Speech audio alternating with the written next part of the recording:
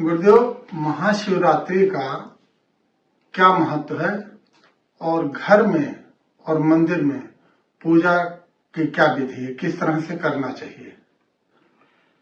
देखिए, प्रश्न अच्छा है। महाशिवरात्रि को पहले ठीक ढंग से समझने की आवश्यकता है कि महाशिवरात्रि है क्या। शिव के दो रूप हैं, जो लौकिक है, जो दिखाई देता है, जो हम प्रतिमाओं के रूप में, चित्र के रूप में देखते हैं, और एक रूप है अव्यक्त, निराकार, निर्ग्रंथ परब्रह्म स्वरूप, जिसे हम लिंग के रूप में जानते हैं। महाशिवरात्रि लोक कल्याण की भावना का एक पर्व है। जब हम अपनी जीवात्मा को शिव से संयुक्त करते हैं, संयुक्त करने का प्रयास करते हैं, सनातन परंपरा में वह एक विशेष तिथि निश्चित है, जो तो शिवरात्रि हर माह में आती ही है, लेकिन यह महाशिवरात्रि है जो फाल्गुन मास की कृष्ण पक्ष की चतुर्दशी और त्रयोदशी के संधिकाल पर मनाई जाती है जी। यह जीव से शिव के मिलन की विशेष तिथि है।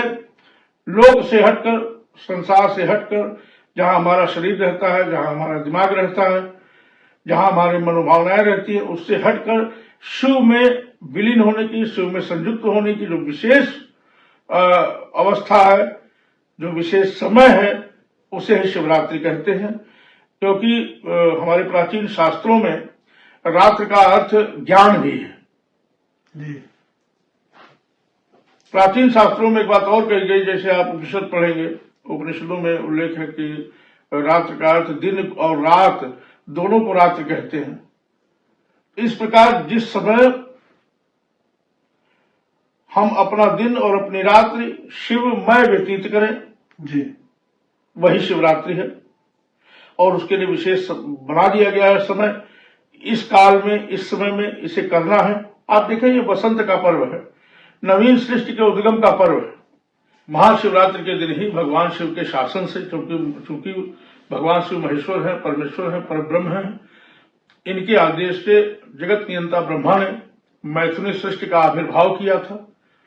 इसलिए यह शिव और शक्ति का प्रकृति का रूप ही है पूरा जगत, जिसे हम देख पाते हैं, पढ़ पाते हैं, समझ पाते हैं, सुन पाते हैं जी। और जिसे महसूस कर पाते हैं, वो शिव है।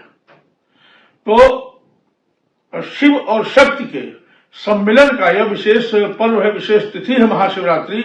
इसीलिए इसे शिव विवाह के प्रसंग से भी जोड़ा गया शास्त्रों में जी, ग्रंथों में, शास्त्रों में नहीं, ग्रंथों में जी। और लोक मान्यता के अनुसार यह भगवान शिव और जगदम्बा पार्वती के सम्मिलन का दिन है। चूंकि और जगदम्बा पार्वती और भगवान शिव जगत के पितर हैं, आदि पितर हैं।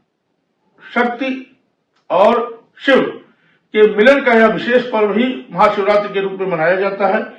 आज ही के दिन मैथुनी सृष्टि का प्रादुर्भाव ब्रह्मदेव ने किया। दूसरी एक विशेष कथा तमाम पुराणों में मिलती है, शिव पुराण में भी है, वायु पुराण में भी है, लिंग पुराण में भी तमाम कथाएं मिलती हैं जी। एक कथा आती है शिव के 11वें रूप के प्रादुर्भाव की।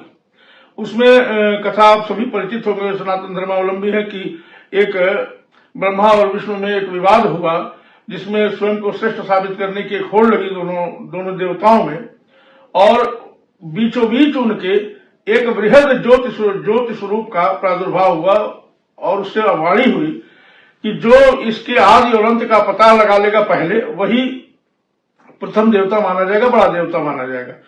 भगवान नारायण ने शुकर का रूप धारण करके नीचे की तरफ प्रस्थान किया, ब्रह्मा ने हंस का रूप धारण करके ऊपर की तरफ प्रस्थान किया, लेकिन दोनों अनंत काल तक उड़ते रहे और अपने अन्वेषण में लगे रहे, नीचे की तरफ, ऊपर की तरफ। उन्होंने उस ज्योतिर्लिंग का कोई पार नहीं पाया।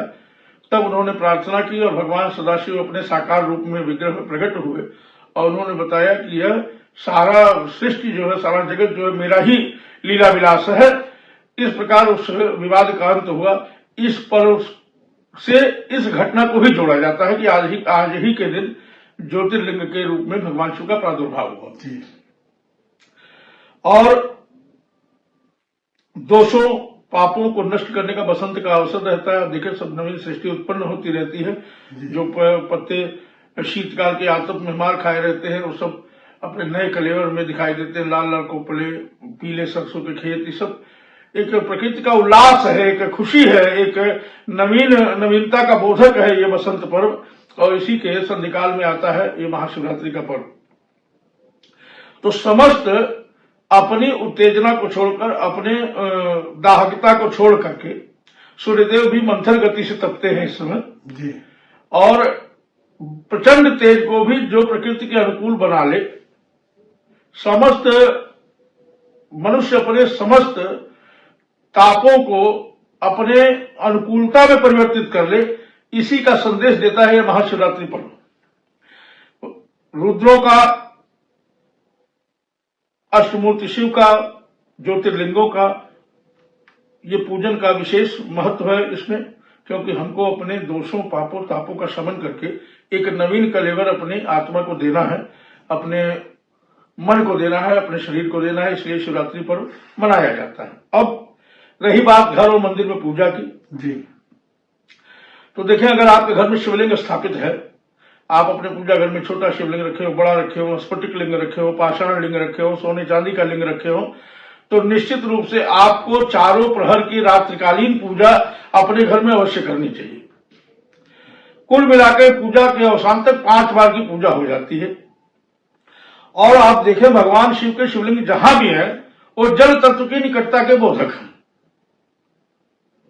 आप सौराष्ट्र सोमनाथ समुद्र तट पे है जी। और जितने भी शिवलिंग आप देखेंगे, जितने भी ज्योतिर्लिंग आप देखेंगे वो जल क्षेत्र के निकट ही है। ये इस बात का बोधक है कि तरलता से शिव प्रसन्न होते हैं, प्रवाहमान है शिव की शक्ति, और जल इनकी पूजा का सर्वश्रेष्ठ साधन है। हम लोग भी जानते हैं, आप सब जानते हैं कि 1 लोटा जल चढ़ाइए महादेव प्रसन्न। लेकिन अगर आपके पास उपचार नहीं है तो आप चारों प्रहर में और मतलब 5 बार की पूरी पूजा भगवान शिव की जल धारा के द्वारा भी कर सकते हैं। आपके पास धूप, दीप, पत्र, पुष्प जो भी उपलब्ध हो उसको चढ़ाइए। प्रथम प्रहर की पूजा विशेष रूप से आप करना चाहते हैं तो जल से स्नान कराइए। दूसरे प्रहर की पूजा में दूध से स्नान कराइए। तीसरे प्रहर की पूजा में दही से स्नान कराइए। चौथे प्रहर की पूजा में शहद से स्नान कराइए और 5वें प्रहर की पूजा में पंचामृत या पंचगव्य से स्नान कराइए। ये विधि है विशेष पूजा की। श्री शिवाय नमस्तुभ्यम, घर में श्री शिवाय नमस्तुभ्यम का जप करें। पूजा करते समय इसी मंत्र का प्रयोग करें। अगर आप विशेष साधना करना चाहते हैं तो 5 प्रकार के शिव के रूप है जो विशेष कल्याणकारी है तो कल्याणकारी सब, उनका 5 द्रव्यों से पूजन करें, 5 प्रकार के अन्नों से पूजन करें। पहला मंत्र पहले प्रहर का श्री शिवाय नमस्तुभ्यम, क्योंकि शिव कल्याण रूप है और समग्र कल्याण के रूप है और अपने कल्याण की कामना है। तो अगर आप श्री शिवाय नमस्तुभ्यम कह सकते हैं तो श्री शिवाय नमस्तुभ्यम कहिए, नहीं तो केवल शिव शिव नामों का नाम जप करते रहिए। दूसरे प्रहर की पूजा में महेश्वराय नमः, क्योंकि वही स्वरूप है भगवान शिव का जिसने जगत के निर्माण में अपनी भूमिका सबसे अहम निभाई। जगत में जो ज्ञान का प्रवाह है वो महेश्वर स्वरूप से आता है। इसलिए शरीर को ज्ञानमय बनाने के लिए, अपनी व्यवस्था को ज्ञानमय बनाने के लिए द्वितीय प्रहर की पूजा में महेश्वराय नमः मंत्र का जप करें और पूजन करें जो भी उपलब्ध सामग्री है। तीसरे प्रहर की पूजा में जो मध्य रात्रि आ जाती है तो प्रलयंकाराय नमः, प्रलयंकाय नमः, प्रलयंकाराय नमः इन मंत्रों का जप करें। चौथे प्रहर की पूजा में ओम रुद्राय नमः अथवा ओम नमो भगवते रुद्राय इस मंत्र का जप करें। 5वां पूजा में ओम कपर्दिने नमः इस मंत्र के द्वारा समस्त पूजन करें और महादेव को जो भी सामग्रियां आप अर्पित करना चाहते हैं, जो भी उपलब्ध है वो अर्पित करें। देखिए सामग्री महत्वपूर्ण नहीं है, महत्वपूर्ण है हमारा मन शिव में अनुरक्त होना।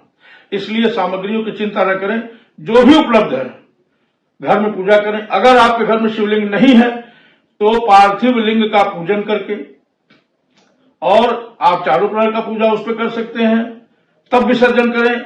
अथवा एक प्रहर का विशेष अनुष्ठान करना चाहते हैं तो आप रुद्राभिषेक कीजिए। लेकिन रुद्राभिषेक में एक बात अवश्य ध्यान रखिए, रुद्राभिषेक का एक पाठ आरण्यक है, और आरण्यक का पाठ अपने पुरोहित जी से आग्रह कीजिए कि वो घर में न करें, क्योंकि इसका पाठ घर में नहीं होता।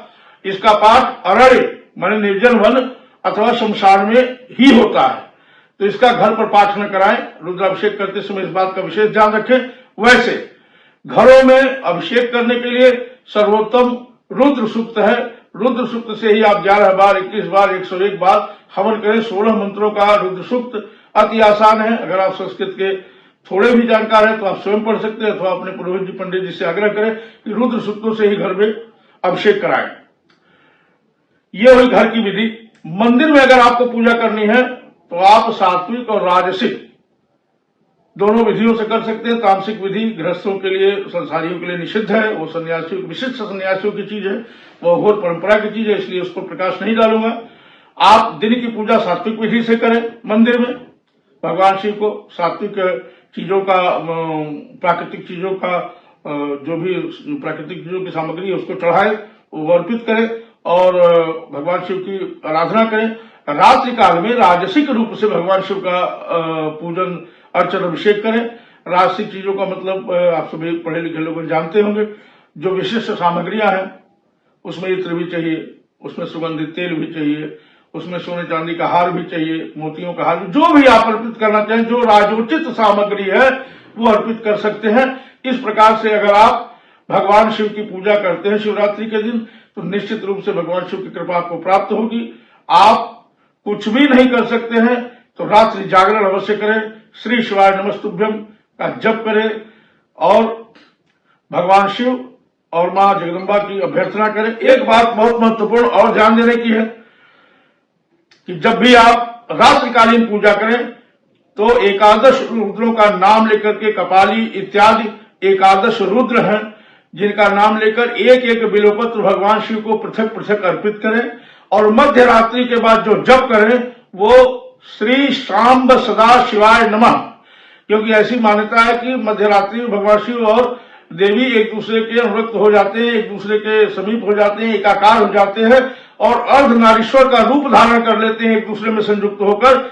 इसलिए विशेष आग्रह है, विशेष रूप से ध्यान दीजिए कि यह रात्रिकालीन जब भी आप साधना करें तो मध्य रात्रि के बाद श्री सांब सदा शिवाय नमः का ही जप करें। महादेव आप सभी को अपनी कृपा दृष्टि प्रदान करें।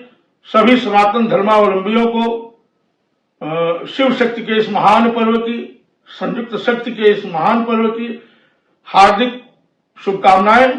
भगवान शिव, मां जगदम्बा की कृपा आप सब पे बनी रहे। हरि को प्रणाम, हर को प्रणाम, सबको प्रणाम। जय सिया राम।